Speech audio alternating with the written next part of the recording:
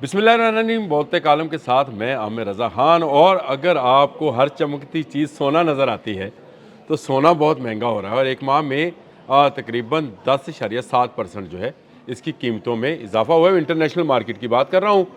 लेकिन अगर मैं आपको ये कहूँ कि सोने से भी ज़्यादा एक और धात की मांग में जो इजाफा है वो तकरीबन 3 गुना ज़्यादा हुआ है, तो कैसी बात होगी। जी हाँ, बिल्कुल सोने से भी महंगी एक और धात है, इस पर भी बात कर लेते हैं और मैं आपको बताता हूँ कि मुस्तकबिल की सरमायाकारी कहाँ करनी चाहिए। कोई मैं सुनार नहीं हूँ, गोल्ड स्मिथ नहीं हूँ, कोई मैं जिसको बोलते हैं कि सोने का कारोबार और स्टॉक एक्सचेंज का बंदा नहीं हूँ, लेकिन इसके बावजूद जो इंटरनेशनल मार्केट ट्रेंड्स हैं वो क्यों इस तरफ जा रहे हैं। देखिए, सबसे पहली बात तो ये है कि दुनिया में जितनी अनरेस्टनेस होगी उतना ही जो है धातों के ऊपर लोगों का इन्हिसार ज़्यादा होता चला जाएगा।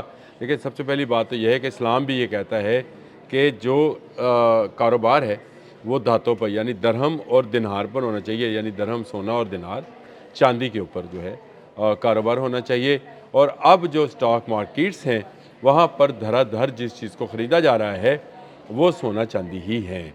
और ये सोना चांदी के मबैन जो है एक मुसाबती समझिए कि एक इस तरह का मुकाबलाबाजी जारी है जिसमें एक मुल्क जो है अगर सोना ख़रीदता है तो दूसरा मुल्क उसमें ज़्यादा सरमायाकारी कर रहा है। उसके बाद कुछ ट्रेंड्स इस तरह के भी हैं कि चीन इस वक्त सबसे ज़्यादा इन धातों को, इन कीमती धातों को जिनको सोना और चांदी कहा जाता है, उनको ख़रीद रहा है। और ख़रीदने की वजह यह है कि आने वाला उसका साल चाइनीज़ न्यू ईयर जो है फरवरी मार्च के दरमियान में कहीं पे आता है, उनका नया साल।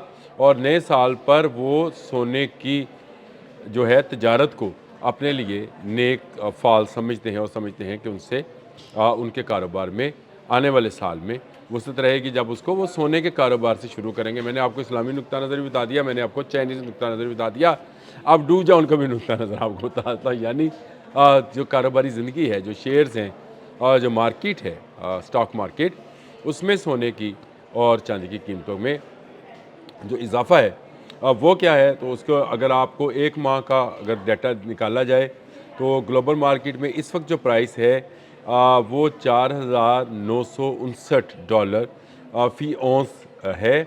और ये अगर मतलब आप इसको इस तरह से समझें कि इसमें जो इजाफा है, मैंने जिस तरह से आपको बताया है कि इसमें सोने में एक माह के अंदर 10.6% इजाफा हुआ है।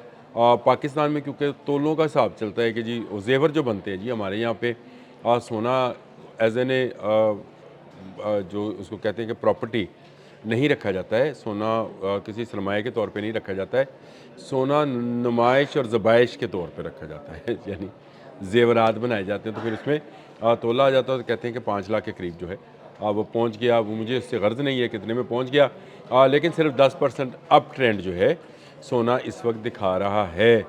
लेकिन इसके मुकाबले में जो आपको ज़्यादा नफ़ा दे सकती है वो चांदी है। जी हाँ, मैंने अभी ज़िक्र किया कि सोना और चांदी ही दो दातें हैं, दरहम और दिनार ही दो दातें हैं जिन पर कहा गया है कि इसी पर तजारत आनी है और इसी पर आनी है।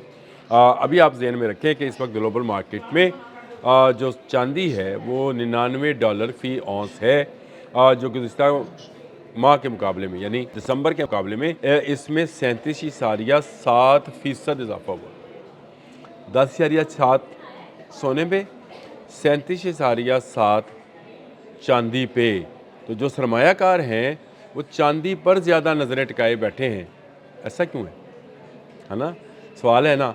लेकिन चांदी जो है ये भी एक ना सिर्फ कीमती धात है बल्कि ये मुख्तलिफ़ जो अनवा की पुर्ज़ें हैं उनमें भी इस्तेमाल की जाती है। और चांदी का इस्तेमाल जो है वो अब बढ़ता चला जा रहा है। इसीलिए चांदी की बढ़ने की रफ्तार जो है वो सोने से भी आगे है। और अगर आप सरमायाकारी करना चाहते हैं तो फिर चांदी पे करें। लेकिन ये हो क्यों रहा है? ये सारा सवाल मैंने आपको चाइनीज़ में बता दिया, इस्लामिक में बता दिया, लेकिन मैंने आपसे कहा था कि मैं आपको स्टॉक मार्केट में बताऊंगा कि होता क्या है जब अनरेस्टनेस हो।